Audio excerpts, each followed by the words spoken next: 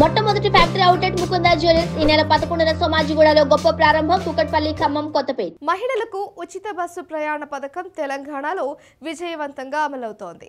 ఏపీలో కొత్త ప్రభుత్వం దీన్ని అమలు చేసేందుకు మార్గదర్శకాలు రూపొందించే పనిలో ఉంది. రాష్ట్ర రవాణా శాఖ మంత్రి మండిపల్లి రాంప్రసాద్ రెడ్డి త్వరలోనే ఈ పథకాన్ని అమలు చేస్తామని ఇటీవల తెలిపారు. నెలలోపే అమల్లోకి తెస్తామన్నారు.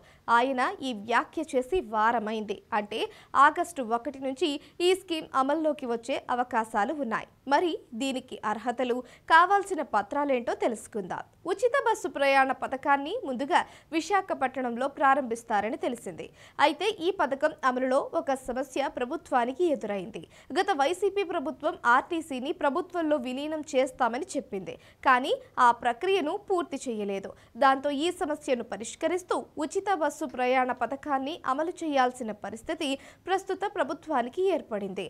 ఈ క్రమంలో మంత్రి ఆర్టీసీని పూర్తిగా కాపాడుతామని హామీ ఇచ్చారు. త్వరలోనే ఎలక్ట్రిక్ బస్సులు కూడా తెస్తున్నామని, ఇందుకోసం డ్రైవర్లకు ట్రైనింగ్ ఇచ్చేందుకు 18.2 కోట్లు కేటాయించినట్లు తెలిపారు. ప్రభుత్వం ఈ గైడ్ లైన్స్ ఇంకా అధికారికంగా రిలీజ్ చేయలేదు. కానీ ప్రభుత్వ వర్గాల ద్వారా కొంత సమాచారం తెలుస్తోంది.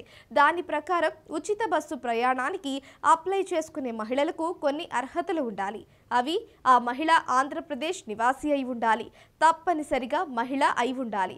పురుషులకు ఈ పథకంలో ఛాన్స్ లేదు. ఈ పథకం పొందే మహిళల దగ్గర ఒరిజినల్ ఐడి ప్రూఫ్ ఉండాలి.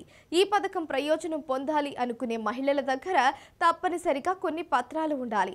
ఆధార్ కార్డ్, నివాస ధృవీకరణ పత్రం, పాన్ కార్డ్ లేదా ఓటర్ ఐడి లేదా ration card, address proof, Mahashakti smart card, electricity bill, email ID, mobile number కలిగి ఉండాలి.